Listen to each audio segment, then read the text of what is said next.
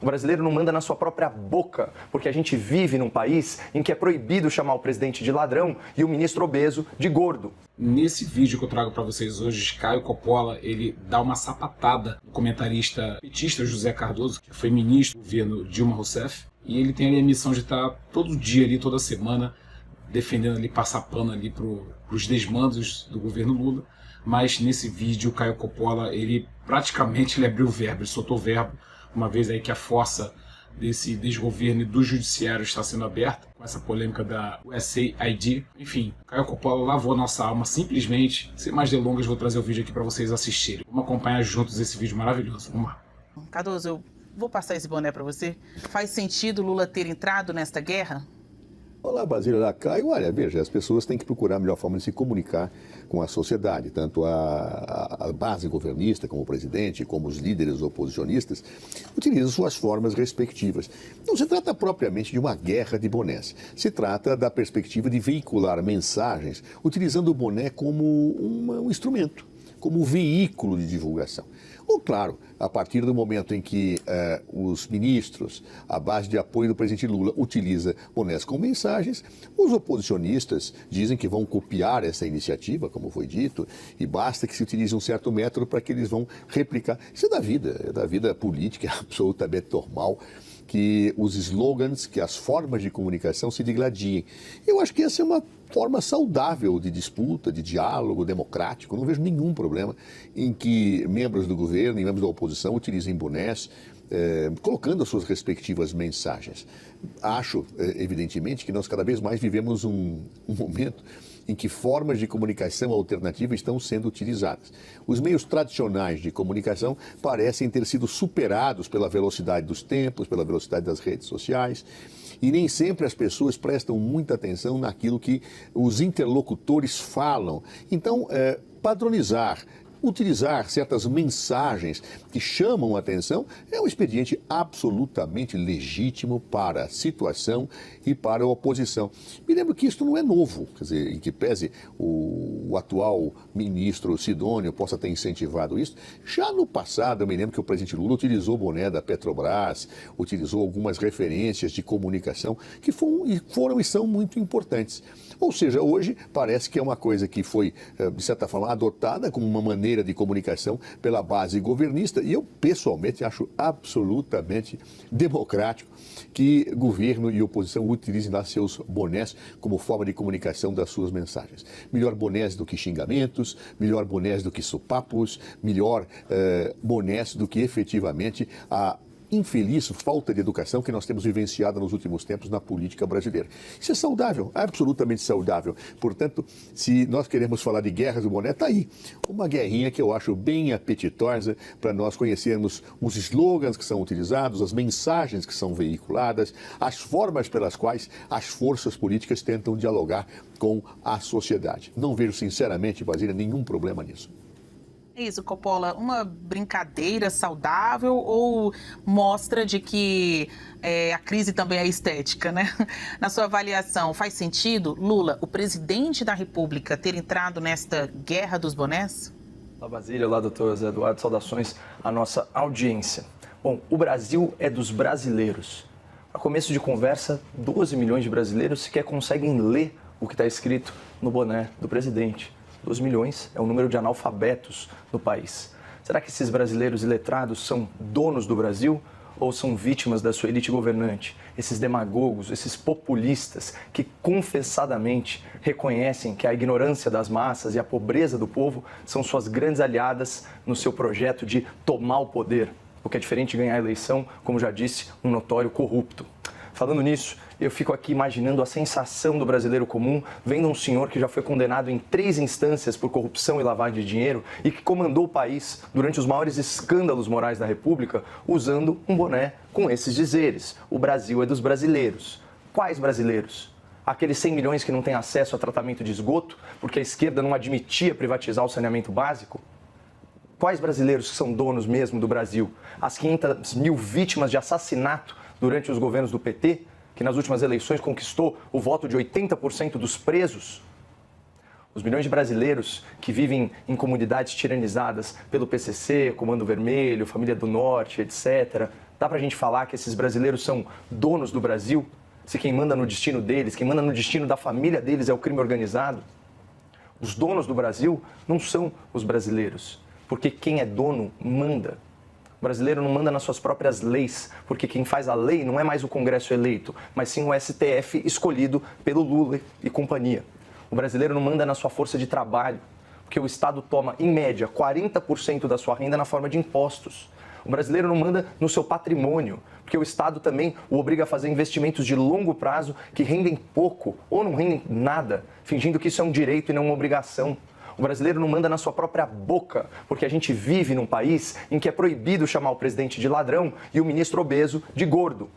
O brasileiro não manda na sua opinião, porque quem decide o que é verdade ou não são autoridades não eleitas. E quem faz a verificação dos fatos são militantes disfarçados de jornalistas. E além de não mandar em nada na sua própria vida, o brasileiro médio não tem acesso a serviços públicos de qualidade. Estou falando do quê? De segurança, de saúde, de educação, de transporte. Ou seja, o brasileiro sequer tem os seus direitos respeitados. Então, Basília, como falar aí que o Brasil é dos brasileiros, se os brasileiros são explorados, são desrespeitados à luz do dia, todos os dias, pelo seu próprio governo, pela sua própria justiça?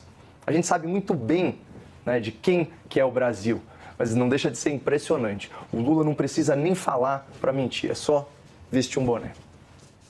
Olha, como peça de marketing, né, para dar até mais popularidade, seja à esquerda, à direita, o governo, a oposição, é um assunto que ficou muito popular em pouco tempo, tá todo mundo com essa ideia na cabeça, né, com que roupa você vai, não, com que boné eu vou, o que eu vou utilizar. Cardoso, na sua opinião, essa guerra dos bonés incentiva a polarização e quem ganha com isso? Não incentiva, essa é uma maneira de veicular slogans que é legítima tanto para os adeptos do presidente Lula, os adeptos do presidente Jair Bolsonaro. Eu poderia aqui também tecer considerações sobre cada um dos bonés, dos slogans que são utilizados pela extrema-direita no Brasil e tentar justificar alguns outros. Por exemplo, eu discordo na perspectiva de dizer que nesse país não há liberdade porque não se pode chamar o presidente de ladrão. Ninguém pode ser chamado de ladrão. O presidente da República, eu, a Basília, o Caio. Sabem por quê? Porque desde 1940, a injúria é crime. Ou seja, não é liberdade, as pessoas não têm liberdade para chamar as outras de ladrão. Isso é uma ofensa à honra. E note-se, isso não foi criado pelo presidente Lula, não foi criado pelo presidente Jair Bolsonaro, não foi criado pela ditadura militar de 64, é de 1940. Portanto, eu acho que nós queremos imaginar um país em que a liberdade permite xingar os outros livremente, um país que permite eu não ser restringido por expor ideias ofensivas à honra, à dignidade das pessoas. Esse sim é um país não democrático, porque a democracia ela exige liberdade de expressão, mas dentro dos limites, dos direitos do outro. Eu me lembro de uma velha frase da sociedade que se reproduz sempre: os direitos de um terminam quando começa o direito dos outros. Isto é uma verdade inexorável nos chamados de Estado de Direito. Eu não tenho direito de chamar ninguém de ladrão. Isso é injúria. Aliás, não admite nem a exceção da verdade. Nem que eu demonstre que efetivamente alguém praticou um ato ilícito, estaria a pessoa que assim falou isenta de ser condenada por injúria. A própria calúnia, que é quando eu acuso um crime, pode haver exceção da verdade, mas se eu não provo que a pessoa praticou aquele crime concreto, não injurioso como ladrão, você roubou tal coisa, tantas horas do dia tal, se eu não provar, isso é crime. Nós temos que entender que a liberdade de expressão, ela vai no limite da possibilidade dos direitos do outro. E enquanto esses bonés estiverem sendo utilizados por Jair Bolsonaro, pelos seus adeptos, pelo presidente Lula, temos que respeitar, vamos divergir das opiniões, vamos, mas eu não posso dizer que há ofensa a situações que são injuriosas, ofensa à liberdade, porque não são. Nós vivemos numa democracia e democracia não significa vale tudo, não significa fazer o que se quer, não significa ser mal educado, não significa xingar quem eu desejo, não justifica ser agressivo, não significa matar as pessoas, não significa tratar mal pessoas como se não fossem humanas quando são trazidas para o Brasil de volta numa perspectiva de serem repatriados, simplesmente porque foram acusados de lá nos Estados Unidos terem entrado de forma ilegal. Nada disto é permitido numa democracia. debates legítimos, com bonés. E os analfabetos do Brasil, infelizmente, eles existem há muitos séculos. Não foi agora com o governo Lula que eles nasceram. Muitos não lerão os bonés nem de Lula, nem de Jair Bolsonaro. Uma pena. Mas é muito importante que nós lutemos por uma educação cada vez melhor, para que os bonés, as mensagens, os discursos possam ser lidos, democraticamente respeitados, mas jamais invocando-se a liberdade de expressão para uma forma para caluniar, difamar ou injuriar. Paulo, eu vou passar a mesma pergunta para você, mas antes fazer a seguinte consideração. Você acabou não respondendo diretamente a primeira pergunta, se Lula deveria entrar nessa guerra, usar o boné. Você falou sobre a aplicabilidade da frase, o Brasil é dos brasileiros, mas não exatamente a figura do presidente entrando nessa de exibir o seu boné. Agora, a mesma pergunta nessa segunda rodada para você. Essa guerra dos bonés incentiva a polarização? Quem ganha com isso? Na verdade, nesse ponto eu concordo com o Zé Eduardo, é uma forma legítima de comunicação. Claro que é irônico você usar um boné escrito "O Brasil é dos brasileiros", porque isso é uma estratégia de marketing americana do Donald Trump. Foi ele que consagrou o uso aí dessa indumentária como forma de fazer política nos bonés do MAGA. É um acrônimo, Make America Great Again, fazer os Estados Unidos serem grandes novamente. Mas, enfim, ironias do destino à parte, só deixar muito claro para o nosso telespectador que em diversas democracias pelo mundo, inclusive democracias muito mais desenvolvidas e mais sólidas que a nossa, é perfeitamente possível, sim, injuriar agentes políticos. É perfeitamente. E aqui no Brasil, doutor Zé Eduardo, a gente só não pode, eventualmente, incorrer em injúria contra políticos da esquerda ou, eventualmente, aqueles que têm tratamento privilegiado no Supremo Tribunal Federal ou no Tribunal Superior Eleitoral, como o senhor bem sabe. O TSE autorizou que o presidente da República fosse chamado de genocida, de fascista, de nazista. Em outras ocasiões, foi chamado de quadrilheiro, corrupto, vagabundo. Isso o ex-presidente, mesmo reclamando perante o judiciário. Só como esse não é o país sério, as coisas são julgadas com duplo padrão.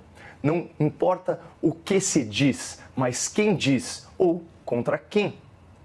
Então, no país em que você pode acusar uma pessoa de cometer um crime contra a humanidade, e chamá-lo de genocida, talvez a coisa mais ofensiva que se possa dizer contra alguém, você não pode chamar um político de ladrão.